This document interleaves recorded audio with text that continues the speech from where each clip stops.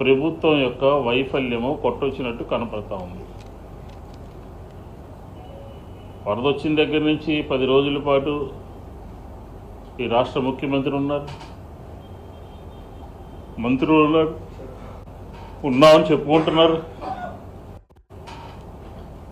రకరకాలుగా డివిజన్కి సచివాలయానికి బాధ్యులను పెట్టారు. ఎందుకు నీ ఎన్యూమరేషన్ చేయటంలో ప్రభుత్వము వైఫల్యం చెందిందో విఫలం చెందిందని చెప్పని ప్రజలకి చెప్పాల్సినటువంటి అవసరం ఉంది. చాలా గొప్పగా రాష్ట్రంలోనే తొలిసారి ఇంత పెద్ద ఎత్తున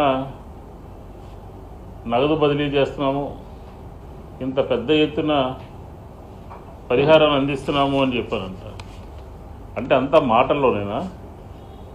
చేతల్లో కూడా జరగాల్సినటువంటి అవసరం ఉన్నది కదా. ఎందుకనంటున్నామంటే చాలామందికి ఈ నగదు బదిలీ పేరు మీద డబ్బులు వేసాము, 600 కోట్లలో 97% నగదు బదిలీ అయిపోయిందని చెప్తున్నారు. నగదు బదిలీ అవటం కాదు, అవకతవకలు జరిగినాయి. మీ అధికార యంత్రాంగము క్షేత్రస్థాయిలో అనేక అవకతవకలకు పాల్పడ్డారు. ఆధారాలతో సహా అధికారులకు చెప్పాము. అది అవకతవకలు పాల్పడటమే కాదు, చిత్తశుద్ధిగా క్షేత్రస్థాయిలో అధికార యంత్రాంగం పనిచేయలేదు. మీరేమో తొలిసారిగా నగదు బదిలీ చేశాము అని అంటున్నారు, 97% పూర్తి చేశామంటున్నారు. 22,000 మందికి మాత్రమే మేము ఇంకా వెయ్యాలి అని అంటున్నారు. నెల రోజులైతే ప్రభుత్వము సక్రమంగా పనిచేస్తే, పరిపాలనా వ్యవస్థ సక్రమంగా ఉంటే బ్యాంకుల్లో ఇబ్బందులు ఎందుకు ఎదురవుతాయి? ఎన్యూమరేషన్లో ఇబ్బందులు ఎందుకు ఎదురవుతాయి? గ్రౌండ్ ఫ్లోర్లో ఉన్నటువంటి వాళ్ళకి పేరుంటే డబ్బులు పడట్లేదు, ఫస్ట్ ఫ్లోర్లో ఉన్నటువంటి వారికి మీరు చెప్పినట్టు 10,000 రూపాయలు అంటే వెహికల్ కోసం 3,000 రూపాయలు పడతా ఉన్నాయి. ఎందుకు ఈ అసమానతలు, ఎందుకు ఈ అవకతవకలు, ఎందుకు లోపాలు ఎందుకు ఉన్నాయి అని చెప్పని వైఎస్ఆర్ కాంగ్రెస్ పార్టీ పదే అడుగుతూ ఉంది. ఎందుకు అడుగుతున్నామంటే మా పరిపాలనలో సచివాలయ వ్యవస్థ ద్వారా వాలంటీర్ల ద్వారా బ్రహ్మాండంగా పరిపాలన చేశాము. జగన్మోహన్ రెడ్డి గారి నాయకత్వంలో 2,71,00,000 రూపాయలు నగదు బదిలీ అయిపోయింది. ఎక్కడా కూడా చిన్న అవాంతరం లేకుండా. మమ్మల్ని చూసి పక్క రాష్ట్రాలు కూడా ఈ మోడల్ని చెయ్యాలి అని అనుకుంటున్నారు. వరదల్లో నగదు బదిలీ తొలిసారి కాదండి. మా ప్రభుత్వం నవరత్నాలు అంతా కూడా 2,71,000 రూపాయలు అంతా కూడా నగదు బదిలీ చేసాము. 600 కోట్ల రూపాయలు నగదు బదిలీ చేయడానికి కలెక్టర్ ఆఫీస్ చుట్టూ ప్రజలందరూ కూడా తిరుగుతున్నారు అంటే, గుంపులుగా వస్తున్నారంటే, వారికి డబ్బులు పడలేదని ఆవేదన చెందుతున్నారంటే పరిపాలన ఎలా ఉందో ఒకసారి మీరు గుర్తు చేసుకోవాలి చంద్రబాబు నాయుడు గారు అని చెప్పని ఈ సందర్భంగా చెప్తా ఉన్నాం. మేము కాదు చెప్పడం, మా పరిపాలన గురించి మేము కాదు. చూడండి ఎలా సామాన్య ప్రజలు చెప్తా ఉన్నారు.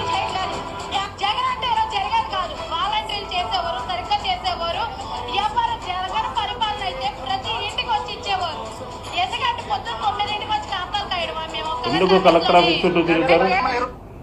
ఎందుకు మీరు స్టేట్మెంట్ ఎందుకు ఇచ్చారు? డబ్బులు ఎక్కువ ఇస్తున్నారు కాబట్టి చాలామంది బయలుదేరుతున్నారు అన్నమాట. మీ అధికారులు స్టేట్మెంట్ ఇచ్చారు.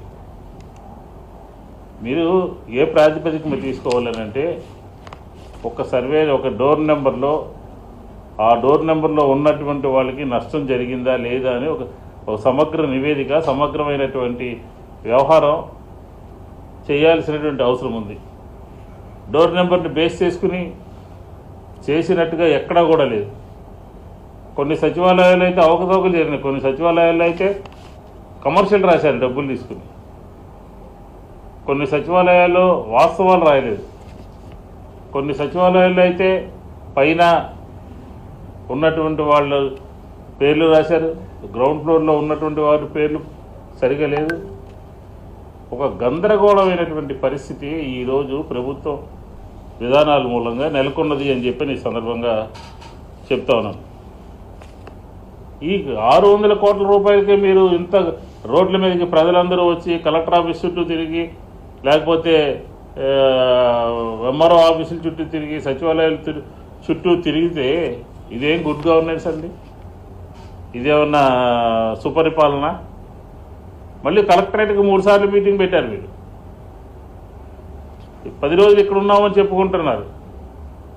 ఇదేనా సామాన్యుల్ని, పేదవారిని, లేకపోతే వరద నష్టంలో కూరుకున్నటువంటి వారిని, కూరుకుపోయినటువంటి వారిని వారికి ప్రభుత్వం నుంచి ఇచ్చేటటువంటి కార్యక్రమాలు ఇదేనా అని చెప్పని వైఎస్ఆర్ కాంగ్రెస్ పార్టీ అడుగుతుంది. మళ్ళీ సమూలంగా రీసర్వే చేయాలి. ఎన్యూమరేషన్ అంతా కూడా సక్రమంగా జరిగిందా లేదో చూడాలి. ఎందుకు మీరు డబ్బులు ఇవ్వడానికి వెనకాడుతూ ఉన్నారు? ఈ రాష్ట్రంలో ఉన్నటువంటి వాళ్ళు కానీ, పక్క రాష్ట్రాల్లో ఉన్నటువంటి వాళ్ళు కానీ, వ్యాపారవేత్తలు కానీ వరద నష్టాన్ని చూసి కలిసివేసి మేము ఉన్నాము ఈ వరదలో నష్టపోయినటువంటి వాళ్ళకి అని చెప్పని రమారమి 500 కోట్ల రూపాయలు నిధులు రాష్ట్ర ప్రభుత్వానికి ముఖ్యమంత్రి సహాయ నిధికి ఇస్తే, మీరు ఈ వరదల్లో ఈ విజయవాడ నగరంలో జరిగినటువంటి విపత్కరమైనటువంటి కార్యక్రమంలో మీరు ఎలాగో వరద వస్తుందని ముందు చెప్పలేకపోయారు. మీరు డబ్బులు వేస్తున్నాము అని చెప్పినన్నా ముందు చెప్పాలి కదా, అందరికీ సమాచారం ఇవ్వాలి కదా, ఈకేవైసీ చేసుకోమని చెప్పాలి కదా, బ్యాంకుల దగ్గర అకౌంట్లు సరిగా ఉన్నాయని చెప్పుకోవాలి కదా. అందులో కూడా ఫెయిలా? వరద వస్తుందని చెప్పడంలో ఫెయిల్ అయ్యారు. ఈకేవైసీ చేసుకోమని చెప్పడంలో కానీ, బ్యాంకులు నిధులు జమ అవుతున్నాయి అని చెప్పని మీ అధికార యంత్రాంగాన్ని ప్రజల్ని అప్రమత్తం చేసి వాళ్ళకన్నీ కూడా తెలిసే విధంగా చెప్పాల్సినటువంటి బాధ్యత ఖచ్చితంగా పర్యవేక్షణ లోపం అనేది ఈ వరదల సందర్భంలో కొట్టొచ్చినట్టుగా కనపడుతుంది అని చెప్పి ఈ సందర్భంగా చెప్తాను. పర్యవేక్షణ లేదు.